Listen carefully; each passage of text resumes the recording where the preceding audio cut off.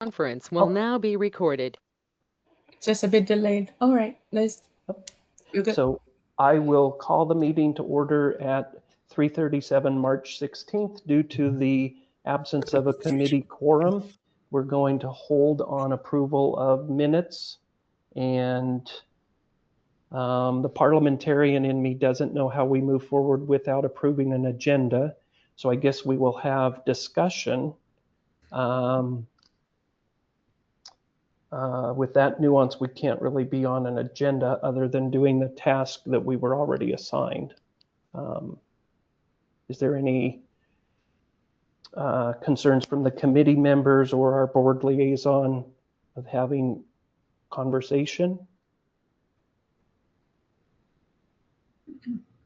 Okay, I just want to be productive, but also respect of meeting rules. So first and foremost, welcome public members. We will have a public comment period at the end of the meeting, is where that generally always lands, just so we can do the work of the committee. And the committee members that did speak at last meeting, their concerns were heard, and we appreciate those insights that you shared. So welcome back, committee, Isabel and Phyllis and Carol. So the board meets next week, if I'm not mistaken. Is that correct, Carol? Yes. Okay. So if the board's meeting next week, I would like to at least cover some of the things we've already discussed when the larger gathering of committee members were here last meeting, and just get some deliverables ready for the board until we can have a larger group with us. I would hate to exclude their input. So circling back to our last meeting, we were covering the placards that were going to be placed in buildings, businesses. And can Akaite pull any of that forward on the discussion we had last time? She might be calling members. Yes, I'm trying to call Okay. members. Yes. So you want me to pull the placard, you said? So at least what we had got through on the placard discussion, I would really Yes. like to get something formative so the board has something to look at as a takeaway from what we've accomplished, including some of the concerns that were brought during the public comment last time, because I think those were very valid and should be brought to the board. Okay, one moment, please.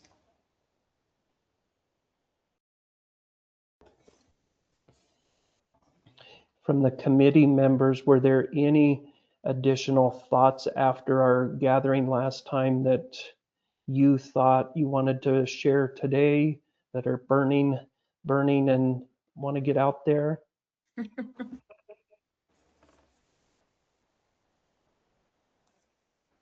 I wasn't at the last meeting. Oh. No, go ahead. I wasn't at the last meeting. I read the minutes and reviewed the things that you sent. And I thought it ended in a good place with the suggestion of having somebody with some actual graphic design background look at it, adding a QR code, all the stuff that was proposed. That all seemed really relevant. Okay. I was just going to say that I learned, I've never done committee work like this before in a board. And so I appreciated the last meeting, and I learned that not to overreact to things that are said. Because I found myself, like, if somebody made a suggestion that I thought was not great, I was like, oh my God, we can't do that. And then I realized after it, no, things take a very long time and it's very methodical. So I'm hoping to learn more from this work about how to proceed. Well, and I think Phyllis just showing up is awesome. because having a good dialogue, in my opinion, is good on a committee level, because then we get all thoughts and emotion too on the table, so we can kind of hash it through. But you're right, it is challenging because talking about stuff that you're thinking, wow, how's this going to affect me or someone else? It is a fun learning process. So I just had a thought after some of the public comment regarding the placards. When I sat on the licensing board in the past, we were very aware of having things in multiple languages. And I think when we were discussing the placards, I hope the board has discussion maybe from the committee. I think having multi-language format would be opportune, depending on settings. I thought I read somewhere in there that the placard would be available, and it listed a number of languages. Is that what you're referencing? Okay, as long as that is in there, I did not see that highlighted. So thank you. I'm glad that they are.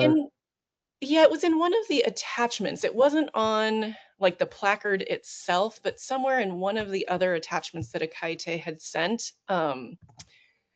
It said like this placard should be available in Multiple I'm languages. trying to see if I can see it.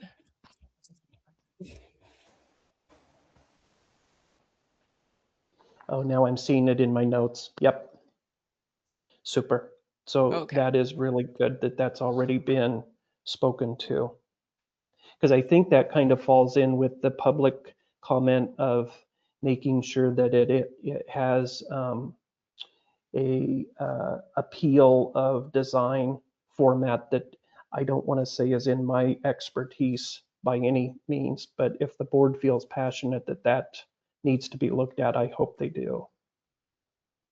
Yeah, so I found it. It's at the end of the document that says placard policy draft with comments. It's the very last bullet point. Yep. So it covers Spanish, Chinese, Vietnamese, and Russian upon request. So I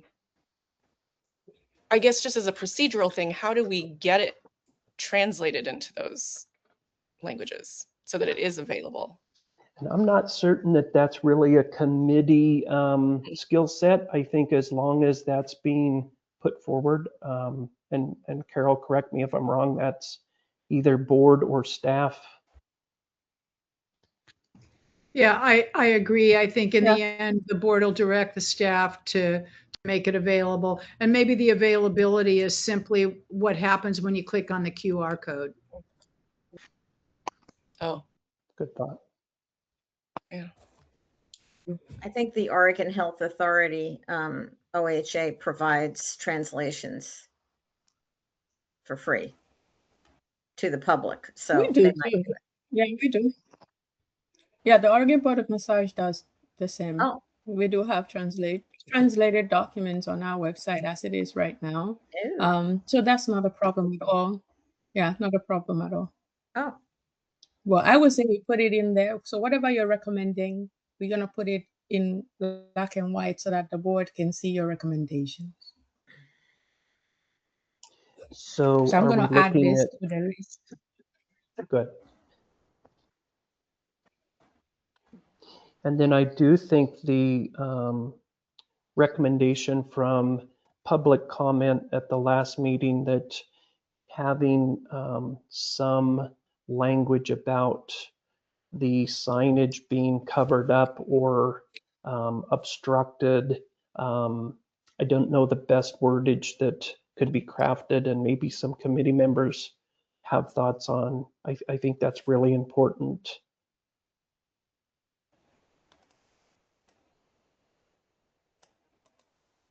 I was thinking like the restaurant industry has an acknowledgement of the health and safety violations. They have been either approved and passed, and those are on all restaurant doors. And if they're not in compliance, they aren't.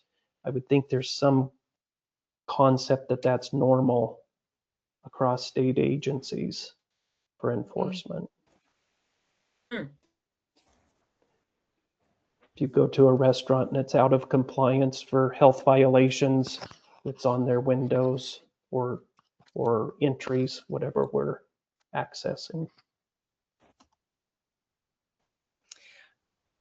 So in the draft of the comment of the meeting minutes from last time, it looks like the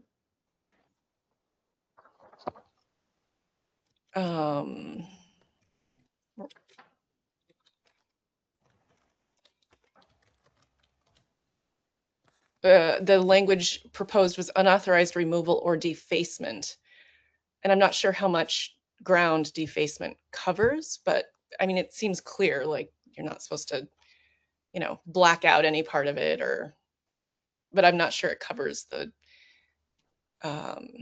possibility of having it actually obscured or obstructed in some way. Yeah. And I was kind of thinking the scratching it off the, however it's applied, scratching it off with something versus hanging a piece of paper over it, I think was the sense I got from the public comment was if I hang a piece of paper that kind of hides whatever that's saying, it's not destructing it, but it's obstructing it. Mm-hmm. Yeah, so having language to cover a broader set of possibilities. And that might be something that the board has access to legal counsel on the correct enforcement language on that.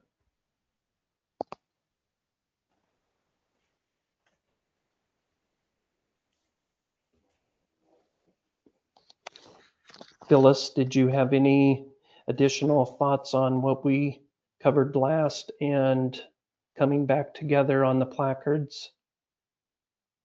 No? Okay. I had a question. Is one of each of these placards going to be produced? Like each of them was like the coloring and like one of them was just the language, just the text. One of them was red, one of them was yellow. Are we intending to provide one of each, or are we trying to wrap it all into just one? I was unclear on that.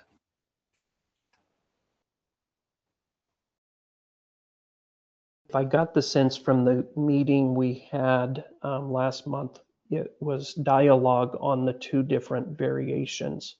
There were a lot of pieces on both of them that were different. And so the committee chose to look at what they wanted on a placard, regardless of coloration of placard and its appeal to the committee. And I think that's where some of the energy of having a real artistic or a design person that has, how will that appeal to the public versus just a group of us looking at red or yellow or orange. And so the intent is to end up with just one placard? That was my sense, instead of having a number of different ones. That's the intent of the board, was to give this committee some serving suggestions and to have you come up with something. The language would be awesome, and perhaps preferences about colors, things like that, so that there will be one standardized type of placard that will go onto the entrance or whatever of all businesses that are in violation, that meet the standards to get the placard. That's my take on it. Thanks for the clarification. And just to add to that, I think Carol's, thank you for that clarity, but since Isabel wasn't with us, I think the committee's intention was to make sure we really looked at the language piece as our focus to give back to the board. I didn't get the sense that our group was passionate about coloration as much as what was on it. Mm-hmm. I agree. Okay, I have a question, but just please tell me this may not be appropriate here. The question is like, Do you want to ask the question? I'll ask it and you can tell me if, no, we'll talk about that another time or not at all. Okay. I'm just kind of naive about this whole thing. Like, how does this happen? Somebody gets a referral, somebody calls the police and says, I think there's sex going on at the massage place down the street. And then the police go and investigate it. And then they call the board. And then do they get arrested or like what happens? How do they get to the point where they're going to get a placard? Should I? I'm Talk going to let about that? Akaite or Carol field that one. Yeah,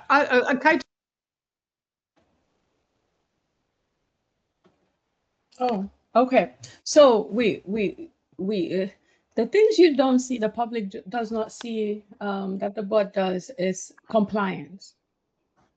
The board deals with a lot with compliance. And as such, we have repeat offenders. So complaint come in many forms. It could be the public who got a bad massage, who got assaulted, what have you. It could be a massage therapist who sees somebody practicing without a license. It could be many things. And so the board received those complaints and we take those complaints very seriously and we investigate and we discipline. So when those disciplines do come in, the placard, that's when the placard come into action, is to put something on the window, door, what have you, to warn the public that, hey, buyer beware. Does that help summarize?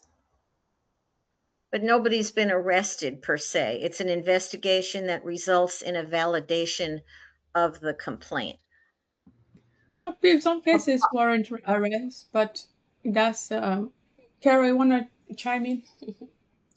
Yeah, we don't, the massage board does not have, we only have, we don't have criminal, we can't address criminal violations, only civil violations. And so sometimes there's, we'll say, prostitution going on in a facility that bills itself as massage.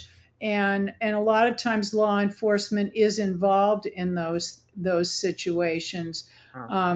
But the businesses that would receive placards might be businesses that do not have, that are not owned by a massage therapist, for example, and those businesses must have facility permits. And if we fine them, once, fine them twice for operating without a permit, then those people are going to get a placard if they're continuing to operate without that permit. Or maybe it's an individual massage therapist who is operating without a license. Maybe their license has been revoked and they're still operating without a license. And that person would theoretically get the placard stating that this is an unlicensed facility. And so, but I think that for the most part, I'm sorry, yeah, but for the most part, these placards are aimed at these facilities that are pretty much, we know that they're involved in human trafficking and that they're offering sexual services. Okay, thank you very much.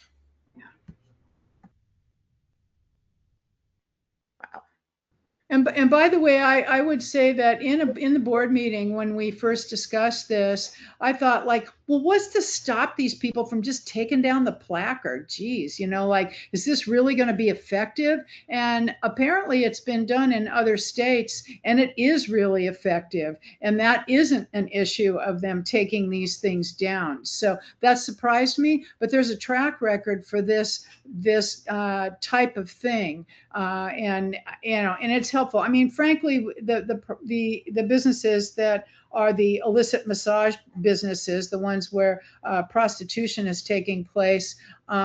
In general, the customers know what they're walking into, and they're going there because that's what they hope to pay for. On the other hand, sometimes innocent people walk in there and get offered sexual services, and they're shocked and embarrassed and disgusted and et cetera, et cetera. And we definitely want to be able to warn the innocents. And it may also warn some of the customers who are seeking sexual services that this place is kind of under the scrutiny of the board. And I think that's worthwhile also. Okay. All right. Did that help, Phyllis? Yeah, that's great. Okay.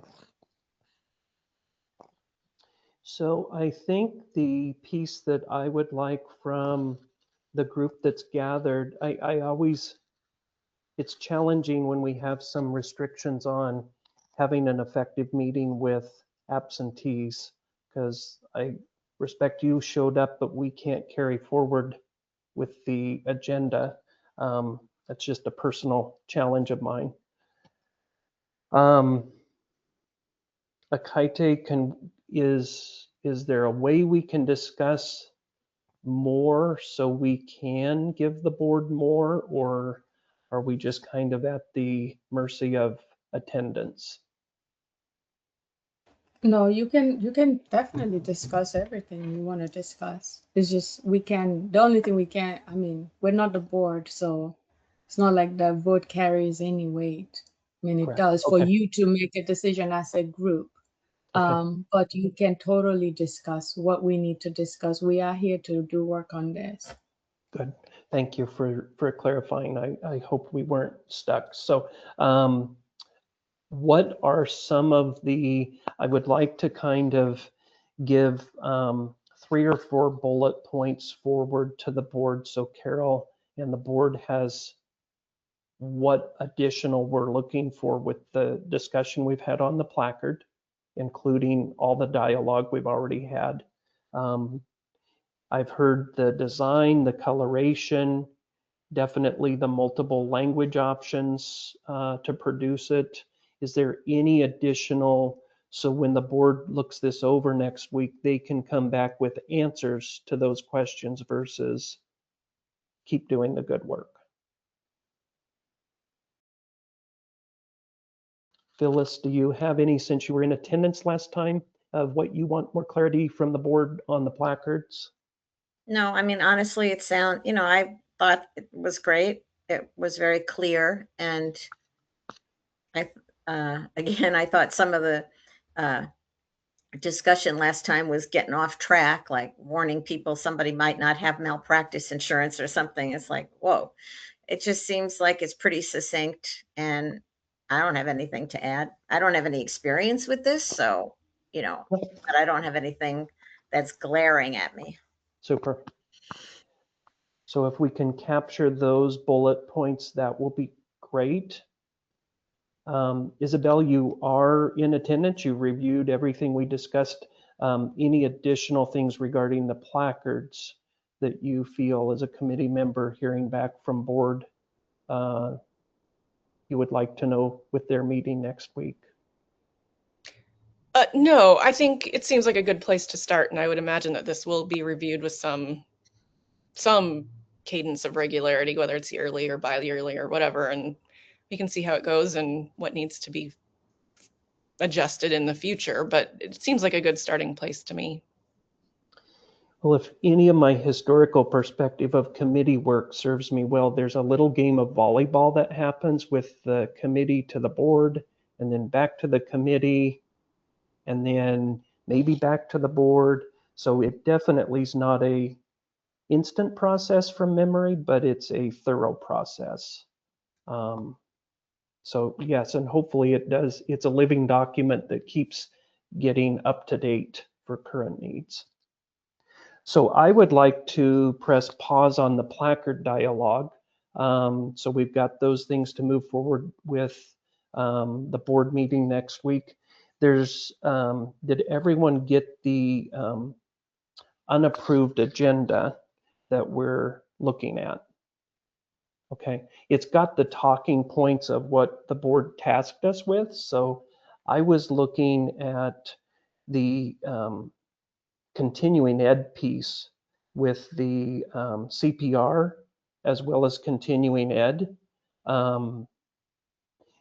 Those seem like kind of one and the same in my eyes, just in grouping, because they're both education requirement for continuing ed.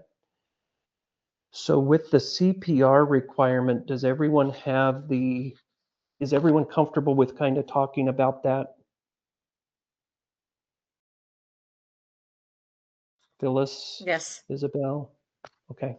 I know that the facility permits were the next item that we were going to discuss, but I think with a small committee, maybe looking at the continuing ed, because I would like to push a couple things to the board next week so we can get some feedback versus just one thing at a time, because they only meet by every 2 months still, Carol, or so it would be another 2 months before we get additional time to get feedback. So with the CPR requirement, if all the supporting documents we got, did any of the committee members not get that initial document regarding CPR? I think I read it a while ago, so. That was one of our initial packets that came out. And Bob and Akaite were so kind to give us the timeline of the implementation of the BLS requirement.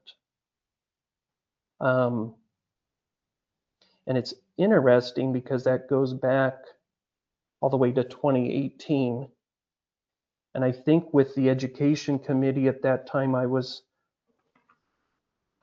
maybe even the liaison of the education committee at that time. But the thought I remember was BLS was a standard CPR. So we knew that there was at least a basic life-saving standard, and it feels like it's been interpreted as the only CPR allowed.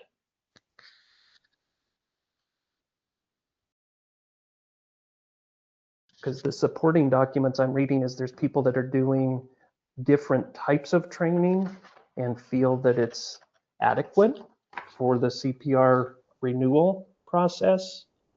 There's quite a dialogue of the supporting documents that Bob sent our way, BLS versus CPR for the general public. I know just from personal renewal process time, the last 2 renewals I turned in healthcare provider CPR, and it actually got rejected. Really? So I found that it was being followed, just my experience was it was being followed as basic life was the only versus the basic standard. Which is lower than CPR, right? CPR for the general public, I believe, is kind of the entry point, and then basic life saving, and then healthcare, if I'm not mistaken. Yeah, that's pretty much correct. So I'm a nurse as well as an LMT. And Perfect. You can lead the discussion. No. Oh, I don't know if I need to lead the discussion. But just like, I think that's a really good way to describe it, as the entry point is the kind of like the more community-based CPR. And I don't know. I mean, I was just looking for that packet because I remember reading it, like Phyllis. I remember reading the packet when I first got it, and I haven't looked at it since.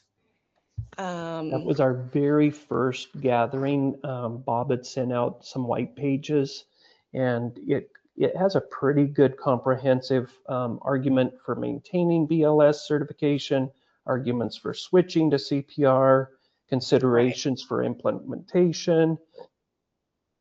Yeah, I'm seeing it now. I guess the question to the committee that I want, what would our what's the intention of the requirement? Right. And then what's the practicality of it? I mean, Exactly. in reality, BLS, when you take, like, if you've ever taken just the community standard one, like the kind of the CPR one, which I think we all did, any of us who have been LMTs for a long time, like that's what it used to be, as I recall. And then once they moved it to BLS, and then of course, as a nurse, you take that anyway, that BLS is really intended to work in teams. The reason it's like at the nursing level is because that's when the expectation is a little bit higher about how much intervention you're actually doing. And of course it covers, like, the first thing you do is check a pulse. If there's no pulse, like, you call 911. No matter what happens, just call 911. And I think that the community, like, as somebody who's been a part of codes, the vast majority of people are going to freeze anyway. And so, like, how much use are you really going to be able to make of the full BLS training? I don't know, maybe a lot. And I think it depends on your population. Like, are you seeing kids and babies? Like, are you a massage therapist that also sees kids and babies? In which case, I can't remember if the community-based CPR one covers babies and kids. It's So I think that could optional. be an It's area. often optional. Say that again. It's generally optional. It's generally optional. Yeah. Yeah. So, I mean, I think that is one of the strengths of BLS, as opposed to potentially just the community-based one, is that you do get more instruction on infants and children. And if you're a massage therapist who works with infants and children, that could be really useful. But I mean, as far as the life-saving aspects of it, I think you get what you need from just the baseline community health one. How to do high quality compressions after calling 911. I mean, the evidence behind the community-based one is really that even if you're not getting the breaths in, if you're doing high quality compression while you're waiting for the paramedics to arrive, you are doing life-saving work there. And so, from a health, like, having been through all, and I've done all the way up through ACLS, advanced cardiac life support, with, a massive amount more of intervention, right? And I really, really think, like, particularly if you're a massage therapist working with an adult population, the community level of CPR, I think, is appropriate, because really the drill is call 911, do quality compressions. And I don't necessarily think that the expectation should be to be able to run a code, or to have an ambu bag and be able to get your breaths right with it's a lot. Like, just watching somebody in a state where they even need compressions is so overwhelming that to be able to even just do that is a huge lift for most people. Some people are, cool cucumbers, and they're able to do the whole thing, and that's fine. But I think it just depends on what we want LMTs to be able to do should the need arise. And I don't know how many of you have LMT friends who have been through that process. I certainly have a friend who had to call the ambulance. Somebody had a heart attack on her table. And what's the first thing you do? You call 911. Like, if you can get yourself to that point, and then if needed, not all heart attacks need compressions. If they still have a pulse, which sometimes you do, then, you're waiting, you're doing supportive measures while you're waiting. So, I mean, as far as changing the requirement, I'm not sure how much we really lose by requiring the community level of CPR. It seems appropriate to me from my perspective. That's my 2 cents. That's, with inflation, I'd give you a couple of bucks for that, really. That was great. I mean, I'm personally terrified that it would ever happen. And I read and I study and I take the test, but honestly, I don't know what the heck I would really do. So, yeah. Yeah, and I think that's appropriate. I think if you're, I just, same thing. It would just be a repetition to say it again. Yeah. And I appreciate your clarity for the LMTs on the committee. With you being a nurse, I mean, there is just looking at what the BLS requires. I mean, most LMT offices, to my knowledge, don't have an AED sitting in the clinic, but it's stating that we're required to. So do LMTs have those? And I'm just not one of them. I don't think most LMTs do. I mean, so I own a small specialty health clinic, and we don't have an AED in clinic, but I do know where the nearest one is, and it's in the next building over, right? There's this great app that I can look it up, and like maybe we give that to people as a resource. Like, here's how you find the nearest AED machine to you. And also, it can take a lot of wherewithal to see somebody in that amount of distress that they need 911. I think the bar should be call 911 and know how to decide if they need compressions and then start those compressions. And then the AED is like, yes, like wonderful. That would be great if you have the presence of mind and a second person. But you have to have that second person. You can't stop compressions to go get an AED, you know. So I think there's a lot of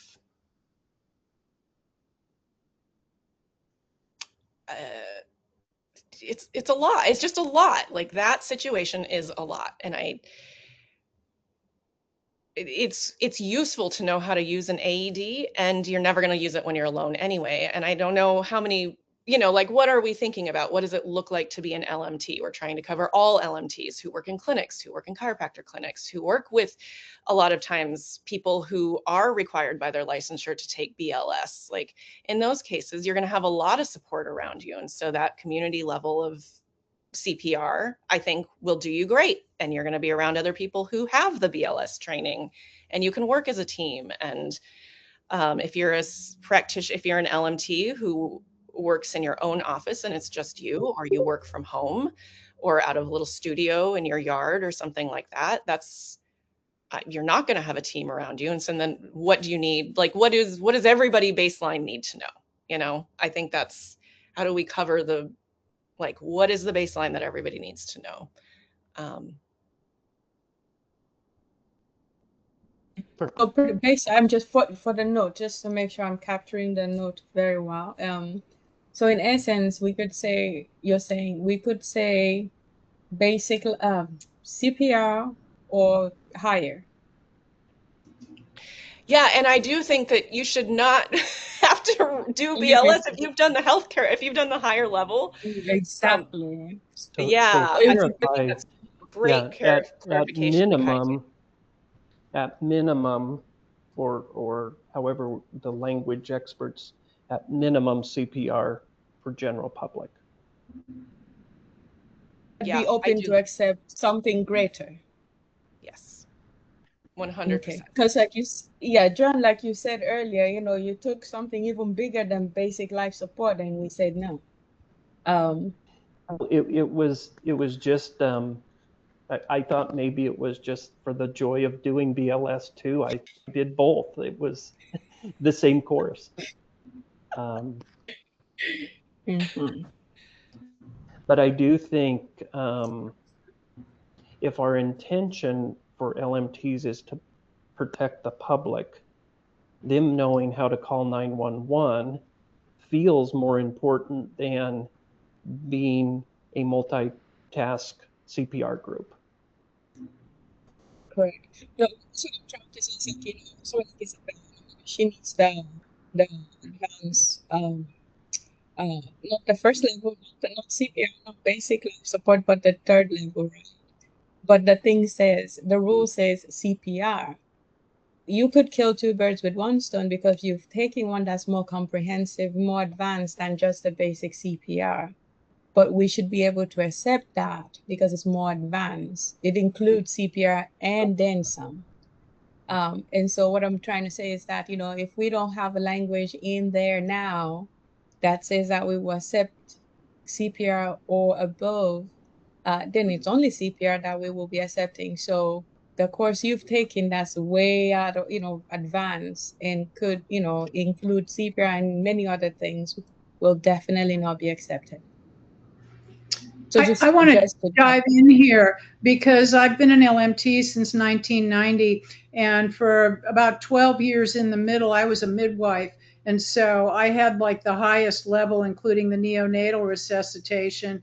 But because I attended home births, I didn't have to, I could be excluded from the intubation portion of that because it's not something we would ever do out of hospital.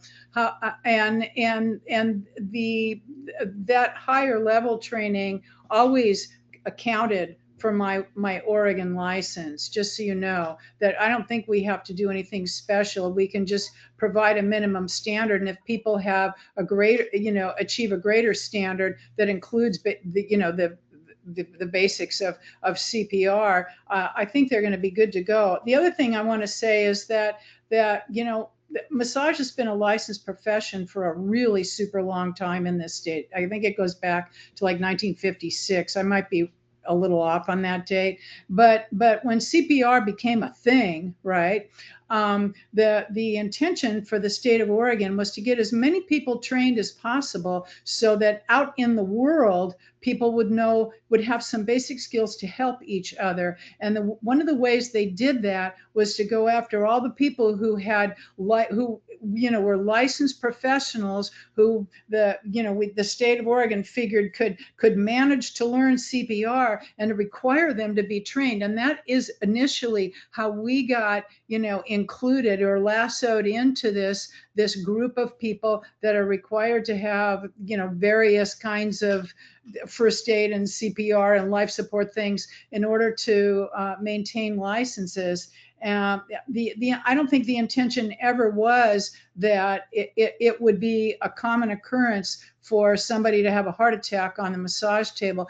My sense is it doesn't happen very often, but it was more to sort of spread the skills out into the community. So anyway, I'm not going to weigh in on what I think it should be. I definitely, though, I've heard from a number of licensees who've been really super upset that they skidded into that brick wall of doing some kind of CPR class, right, 2 days before their license is due for renewal, and then having it rejected because they didn't really understand what kind of training they needed. And in the end, probably that class they took would have been sufficient had the board been set up to approve it. So anyway, but I don't know which way the board's leaning on this. So there's that. That was great history. Thank you. Yeah. I had no idea. Yeah.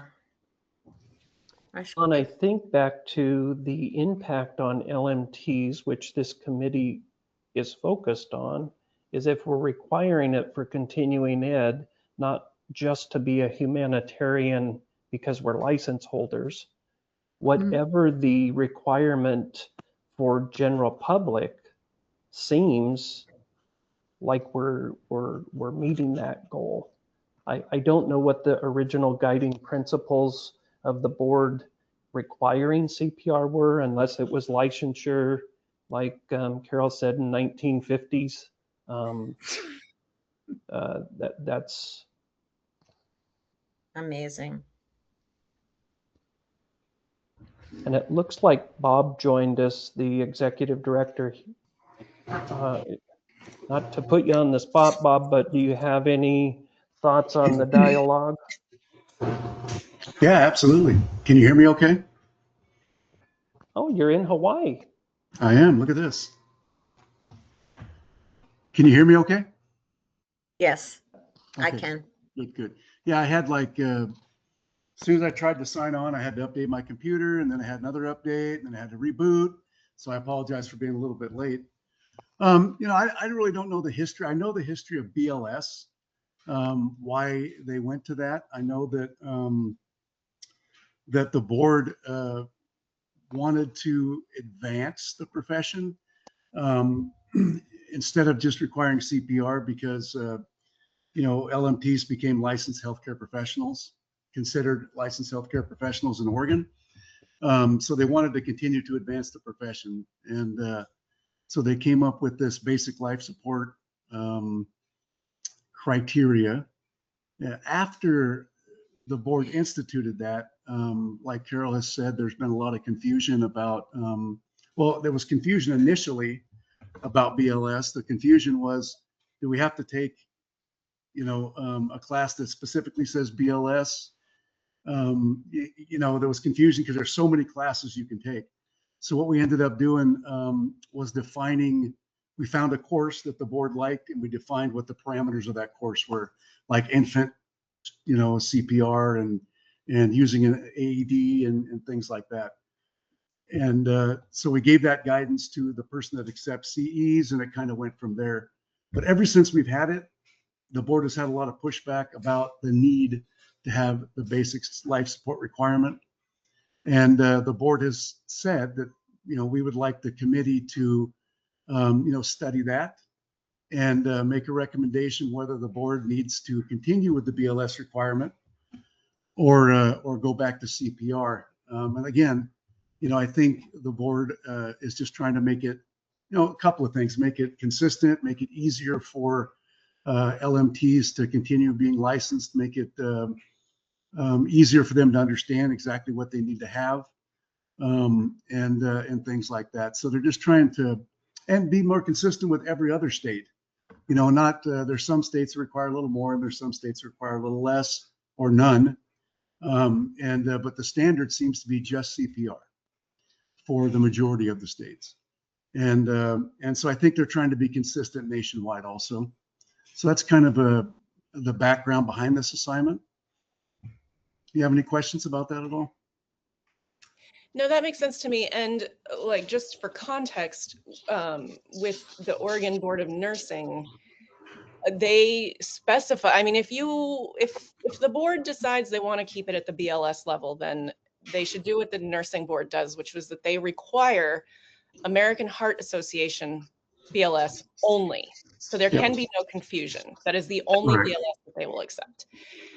I was thinking about that, of like the professional nature of having the BLS certification. And I also, like, for me, it brings to mind like bureaucratic bloat. Like what are we really trying to achieve? And I think, I don't think that the public will perceive massage therapists who have the community level of CPR any differently from the BLS level of CPR, because nobody knows the difference anyway, as evidenced by the problems that the board has been having, right? So to the community, I don't think it makes us look any more unprofessional. Like, we either have basic training in CPR or we don't. So, I think I'm still advocating for, let's just keep it at the community level. And then as far as like the standardization nationwide with other states, maybe even just regionally, I think in terms of bureaucracy, like how, unless it is a national certification, what are we really doing? Like, we're all just going to be chasing each other or chasing our tails, or I really question whether that's even a legitimate possibility to have that truly standardized without a national standardization of the requirement. And so to remove some of the burden from massage therapists who are experiencing an increase in the licensing fees, BLS, I would assume, is more expensive than the community level of CPR. Let's give people a little bit of relief financially and say, you don't have to pay for that extra level. That, again, as somebody who has been a part of codes and knows what that's like with BLS, with even more advanced stuff, I'm not sure that the other considerations weigh heavily enough. Like, let's just get everybody to the community level of CPR, and I don't know. That's my $2.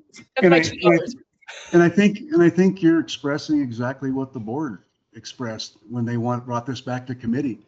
They're saying the exact same thing. I only put in the national standard because we get a lot of LMTs who want to participate in reciprocity, and so when you're a board, you have to look toward the future, not look at what's going on right now. So you look at what's going on right now, but you're also looking for what the future says. In the future, that everybody's trying to do, not everybody, but a lot of people are trying to do, is to have some sort of reciprocity among states. And I think that's was one of the deciding factors for having the board deciding to bring it back to committee and having committee review it, because they wanted to say, hey, you know, our higher standard is that, yeah, like you said, put a burden on, or undue burden on our licensees, and is it consistent with other, you know, this future potential reciprocity. So I think you're right on point. I think everything that you said is right on point. But I think you have to take those things into consideration from other states and things like that. To dismiss them is not really looking forward. You have to look forward all the time, or you get left behind, right? That's my personal opinion, and that's how I try to guide the board. Yeah, Thank you. sounds very grounded and practical to me, Isabel, you're talking about it. It just sounds very grounded, because if I wanted to be a higher level medical practitioner, I would. I just like, you know, I'm just a massage therapist. I love being able to say to people when they say, what's that? Or what do you think this? Like, I'm sorry, I'm just a massage therapist.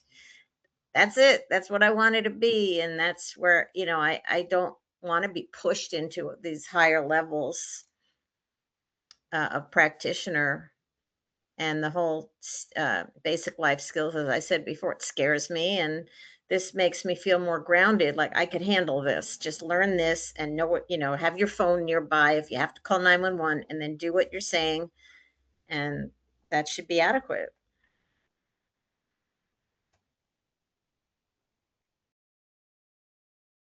So Bob, what I'm So- hearing you say is that the board wants us ideally to actually research what's happening in other states around us, at least regionally. Is that a fair? No, I don't think so. I'm sorry to interrupt you. Apologize Yeah. for that. But no, I don't think so. I think that, you know, what the board wants you to do is look at the feasibility of continuing with BLS versus going back to what we have always done previous to having the BLS for the last 4 or 5 years, or maybe 6 years, however long it's been. You know, the impact on the licensees, is it the right thing to do? You know, I think the board, when they made this decision to bring it to committee, they had me do some research, and because they wanted to know if nationwide is the trend moving forward to something higher, or is it staying with a CPR level? And so I kind of did that research already for the board.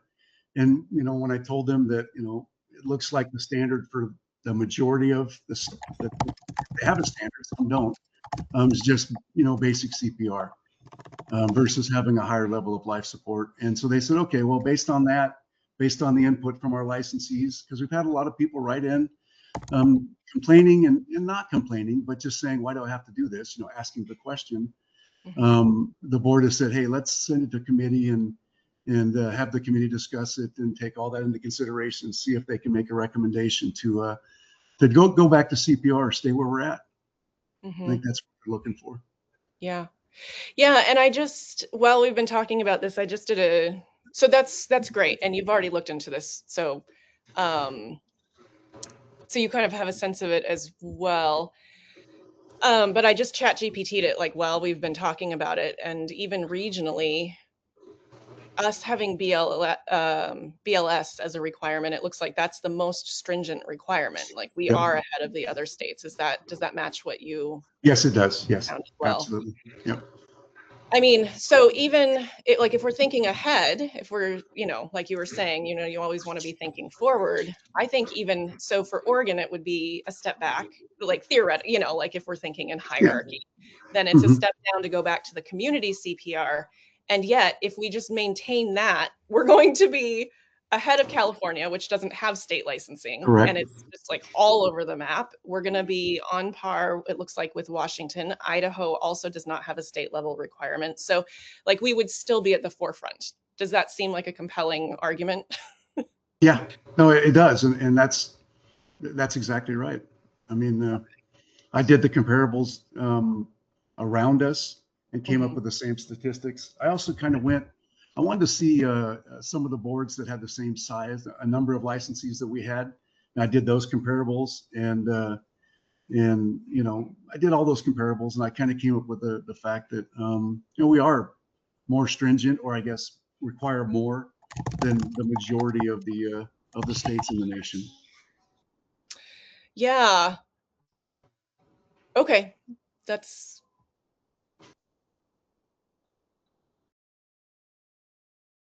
So I'm going to raise the hand on my own chair role. So I think the interesting thing about the whole conversation I'm sensing is if we do change it, just as a committee talking, we're going to change the delivery time of how many hours could be allowed for continuing ed, because the basic CPR is a smaller window of time. I don't know if the cost burden to the LMT is improved because it's $35 to $60 for the basic every 1 to 2 years, where the BLS is every 2 years, but it's 60 to 100. So if we're looking at cost impact to an LMT, which is part of the white page that Bob provided, is it's costing the LMT for this, but it could be double that with the basic because it's every 1 to 2 years versus every 2 years. Can I just say, I paid $12.50 for BLS last year online. wow. Super. I actually was way ahead of my renewal. I mean, I haven't renewed yet because I got licensed here and it was accepted for my initial license, which I don't remember the year. I think it was 2023, but yeah, it was accepted. And then I thought it had to be renewed anyway, it's a long story, but I renewed it ahead of time. So those cost estimates might be a bit out of current. I don't know. I'll have to find it somewhere. I have the certificate and it's on my computer somewhere. I can find it. Yeah, so those cost estimates are, you can't cover them all. I think you can certainly find ones that are cheaper than that. And you're also going to find some that are very much more expensive than that. From Red Cross and things like that, they can run you a pretty penny. So, but yeah, they do range from $15 to a couple $100 or more. Depending on what you take for basic and then BLS. So what's the And you can initial? use some of the hours. I'm sorry, if you take a live class, I believe you can use some of those hours for your live continuing ed requirement. I think. Correct. I think CPR is currently allowed up to 4 hours, if I'm not mistaken, for CPR. Is that That's my understanding. what the Okay. board is? Okay. Yeah. Yeah, I want to take a live class sometime. Well, a live CPR class would probably be better than the alternate.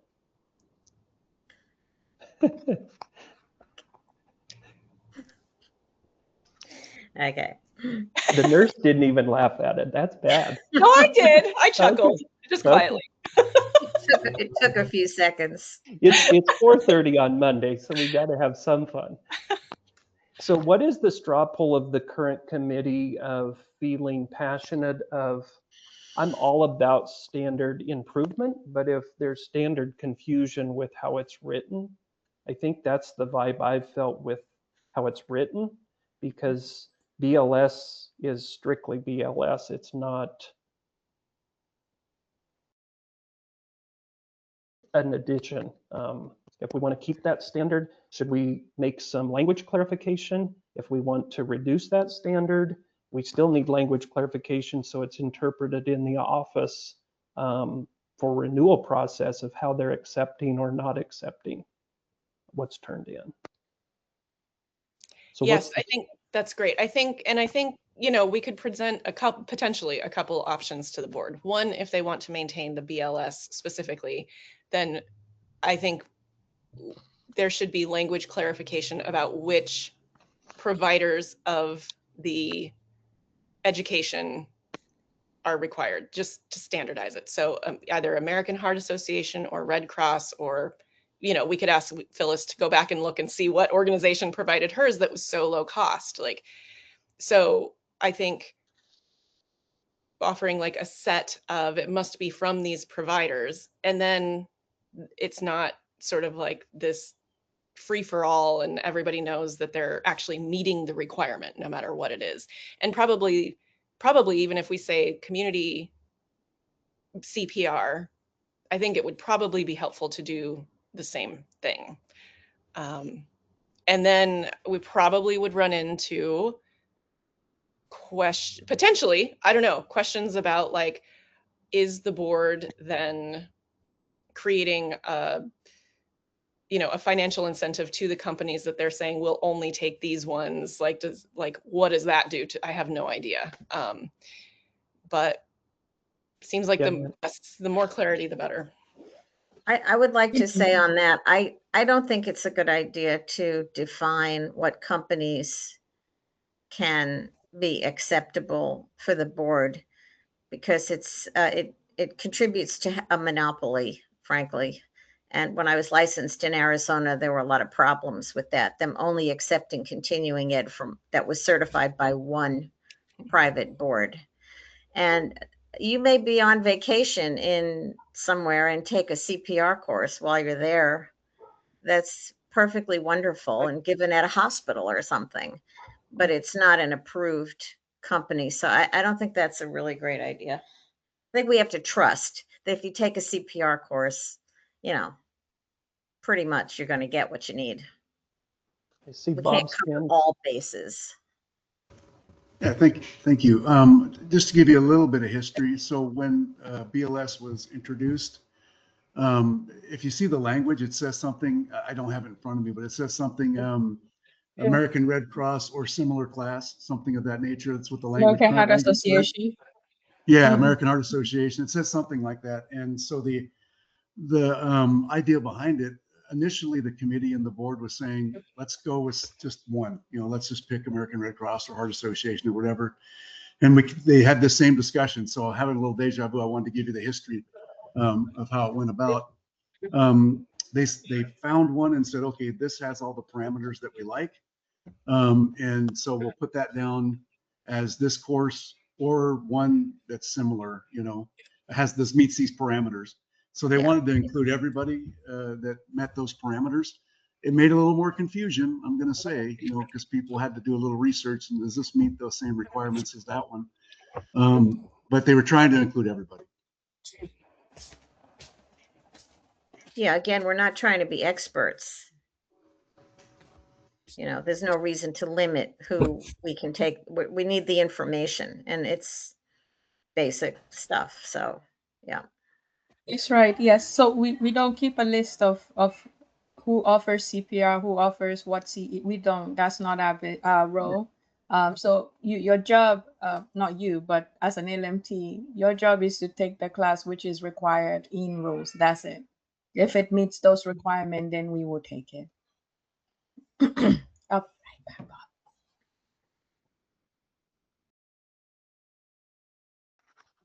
Yeah, so then that seems clear, and then just include the information or the language that Akaite suggested as far as the base or above, and just make sure that's included. Yeah, so that definitely.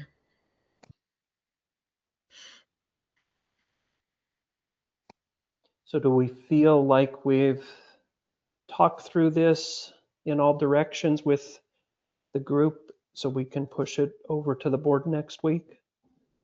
Yes. I think so.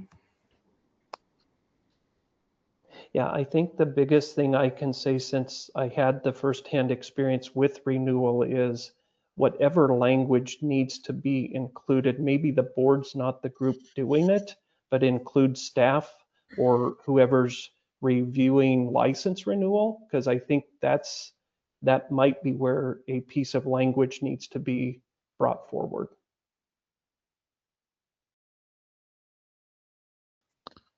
Okay, super. So Akaite, did you capture a majority of what we've chatted about CPR?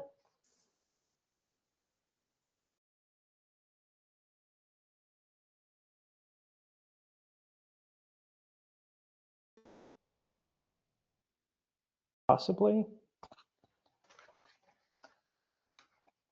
Okay, I'm going to wait until Akaite pops back. Is everyone doing good on time as far as, do we need a bio break? I want to respect, anyone needs to take a step back.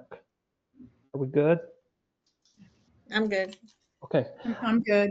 I wanted to add one more thing that go for it. when this committee gathers a quorum, probably will make a recommendation for which way we lean on this thing, you know, and the board will review that and then say, yeah, that sounds great, or no, that doesn't sound great.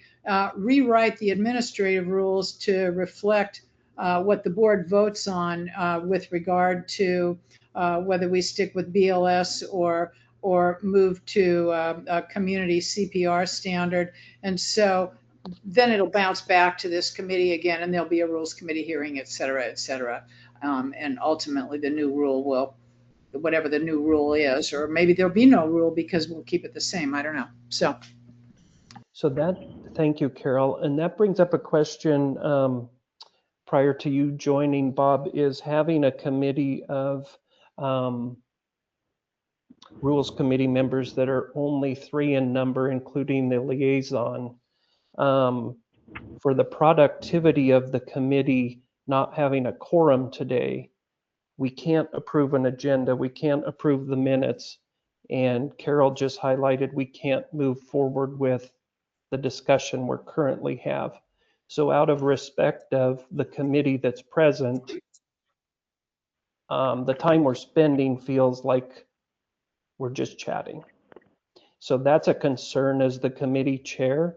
I know we can't change parliamentary procedures, but that is a frustration. So I don't know where to go with that.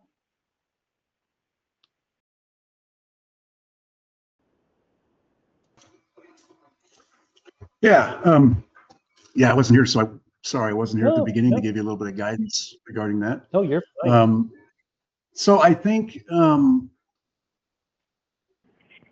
you don't have a quorum like that. Yeah, you can certainly have discussions. You're right. You can't make a motion. You can't move it forward. But you know, going through some of this information to get an idea of what you want to do, recapping it with when you do have a quorum, making sure we have that information recapped for when you do have a quorum so you can vote on it is what needs to happen in these kind of scenarios. So, or you can cancel the meeting. Let me go back. Let me do the Scooby-Doo go back here. I'll go back to what probably should have done. What probably we should have done was made sure you're going to have a quorum before the meeting. And if we knew that previous to this meeting, then I apologize for that. We've had a treacherous amount of work at the board here, and I don't use that term lightly. We've had a lot going on here the last probably month that has just been horrible. We had a legislative session and things like that. So if we lost that detail that you weren't going to have a quorum, we should have probably said, you don't have a quorum, let's change this meeting or cancel this meeting and set up a new one. And we'll do that in the future. I'll make sure we're more cognizant of that. You know, with regards to moving forward, I think as long as this discussion is recapped at the next meeting and everybody has the ability to add their input, and you come together as a group and make that decision where everybody has their input, and then I think you're going to be fine having this type of meeting now. So. Super. Thank you for the clarity. And again, I totally get busy life. So yeah, that will be helpful in the future. Yeah, and I know you all, sorry about that. I know you all are busy as well. And we should have caught that if we knew that that was going to happen, and ensured that we communicate a little better with you. So, and we will in the future. You know, these committees, we haven't had these committees in a long time. And I'm not making excuses, but these are kind of new to us too. We haven't had them for 4, 5, 6 years. And so it's kind of a slow learning curve here, getting back into the role of things. So we'll just get better every time. Good. Super. Well, I've learned a lot just with the discussion today, a lot. And I think maybe the little bit of informality or whatever contributed to people feeling that they could share more in depth. So I appreciate it. Whatever the parliamentary thing is, I appreciate learning a lot. Well, I love informality too, Phyllis, because we can just be who we are and share. But Yeah, unfortunately, we have these formalities that right. we kind of have to follow too. So, so is the three committee members and who's present comfortable with at least talking about the mandatory reporter CE? I know it's going to be discussion that we will bring back when we meet again, but I took advantage between our last meeting and now, as I was excited that we could take this online, and viewed through it and got it done. And I thought, well, gosh, if we're mandatory reporters, why wouldn't we require and have continuing ed as a bonus? So with the committee, what do you think about, I mean, obviously it's required of us now. Do we see ourselves allowing a continuing ed for it? Yes. I haven't taken, I didn't know the class was available, so I haven't taken it. Yeah. It's a bit, I mean, I'm a licensed counselor and I used to work with children, so I've made hundreds of reports. And when I think about mandatory reporting, I mean, it's a very complicated issue. I have no idea what the class is reducing it to for massage therapists, but you know, I don't know. I don't know. I just don't know. There's one class and it's produced by the state of Oregon and it's for all mandatory reporters. So if you were a mandatory reporter in Oregon with your current profession or with another profession that isn't massage, you'll be, it's the same. Yeah, the counseling license does not require that. It, yeah, requires other things. But I've never been required to take that because they teach you that. It's kind of automatic, I guess. Yeah. Anyway, interesting. Isabel, do you have any thoughts of discussion about the topic? Yeah, I think having the CE as, allowable for the CEs, and everybody seems like everybody, I haven't taken that one in a while. Like once we've done it once for our nursing, it like carries over a lot. But yeah, I mean, like Phyllis, I've made reports to APS, never CPS. I've only ever worked with adults, but it can be a really supportive process. Like you call the number and they really help you. You don't have to have a ton of experience. And I would be really, I'm going to go take that class again. It's been too long. I probably haven't taken it since nursing school, actually. But when you're working in the field, like you kind of just get used to the cadence of it to some degree. And, the people who answer the phone really walk you through it, and you don't have to be certain. I think that was the thrust of the last mandatory reporter training that I went through. And I think it should be really relieving actually to LMTs, which is, we're not required to make the assessment. We're just required to be worried enough to make the call. And then the people on the other end of the phone call, they take over from there and they do the investigation. We don't investigate. We don't have to follow up. They may follow up with us, but it's actually a really it's really nerve-wracking the first time you do it, but then it becomes in a way quite soothing because these are the professionals. They know what they're doing. They take it from there. And then that whatever they find, you did your due diligence in making the call. Whether you were right or wrong doesn't really matter. That is not something you need to decide. And so I think, yes to all of it are my thoughts. That's great. That's good to hear. Without going into too much depth of conversation until the rest of the committee's with us, things that my mind's remembering of requiring the pain management, cultural competency, kind of come up with this topic in my mind of how many times is it allowed to be renewed? Can you turn it in every renewal cycle? So that's something, if it is a accepted, yes, we're giving continuing ed, and maybe it's an education committee dialogue of how many times do we allow it? I don't know how often it's required for training, if it's a one and done or every 5 years. Does the nursing require every so many years, or is it a one and done? I recall it being a one and done because as Okay. I've renewed my license, I don't think I've ever been required to retake it. So those are maybe some parameters with language if we move down the road of accepting how frequent it can be used, unlimited use, etc. Okay. That's a good point. Yeah, because it might be a one and done kind of thing, and it's probably not going to come up a whole lot with massage therapists, I would imagine, but it could. Yeah, I think it depends on your population. You know, if you work a lot with older people over 55, you Mhm. may see it more. Yeah, interesting.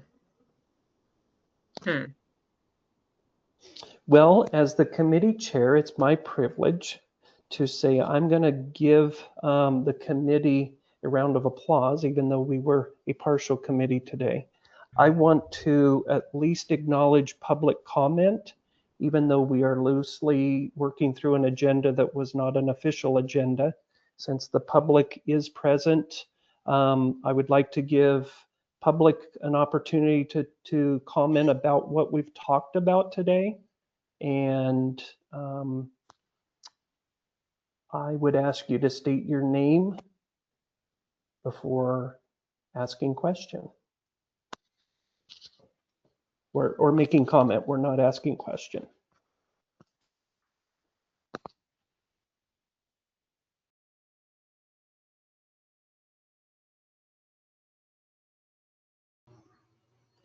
Looks like Daniel raised his hand, so. Oh, I didn't see a hand go up. Okay. Go ahead. Yes, do we need camera on? Or, I'm comfortable with you speaking. I can hear okay. you. Okay. Let's see. So I'll try to self-time and be efficient here. I think it's kind of a no-brainer from my perspective on continuing education if we're required to take certain trainings. That makes sense to me. I don't have an argument in my mind to not favor that. CPR, I appreciated a couple of Isabella's points about with the fees rising and so forth. Wouldn't it be nice to show some compassion, I guess, and scaling things back to help, you know, some sort of offset? I appreciate that. Also, my pain point with CPR and related, that whole need to have a current card. I found that one of the more frustrating things of being licensed is I'm required to renew that, but it's not something that's relevant except every time it needs renewal.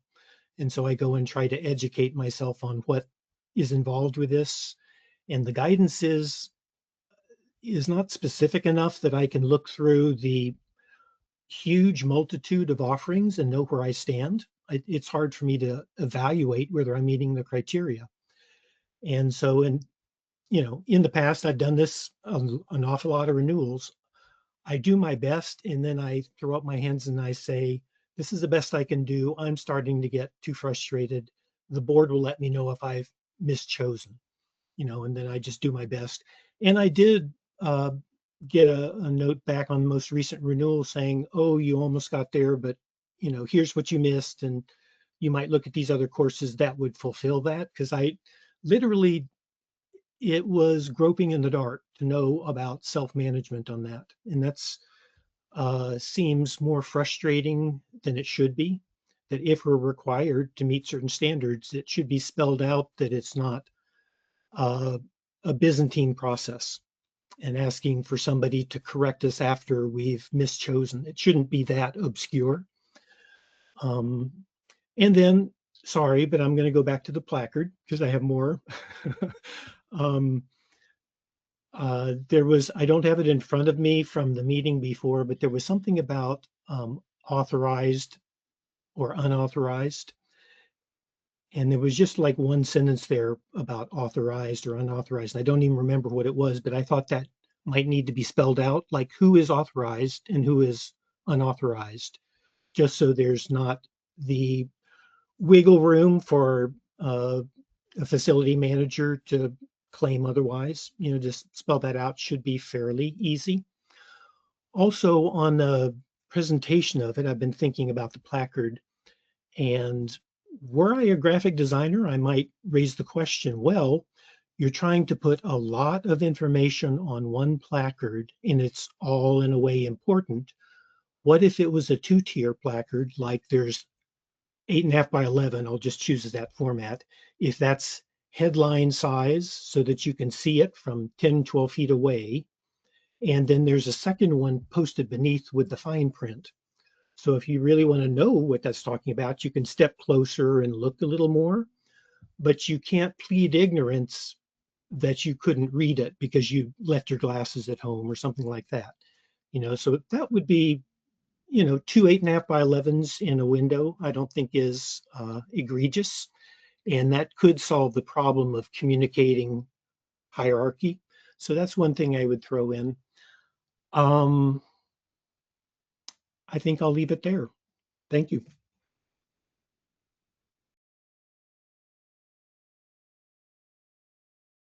Super. And thank you, Daniel, for coming back for a second round. We appreciate it. Any other public comment?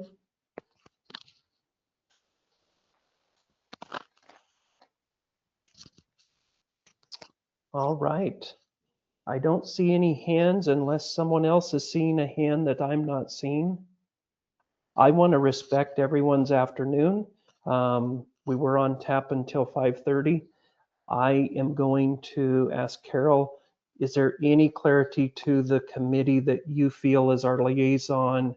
You need to have clarity going to next Monday's meeting from us. No, I think we're pretty good. I mean, there's not going to be much formal presentation to the board because we haven't been able to vote on anything or really address an agenda, but I can easily describe what took place and that we discussed these things, and hope we get a quorum next time. Yeah, super. And Akaite, do you have anything before we wrap up? No. Okay, super. So I will adjourn the meeting at 5 p.m. on the 16th. And want to So say thank you all you. so much. Thank you. Yeah, thank you. Yes. I Enjoy agree. Hawaii.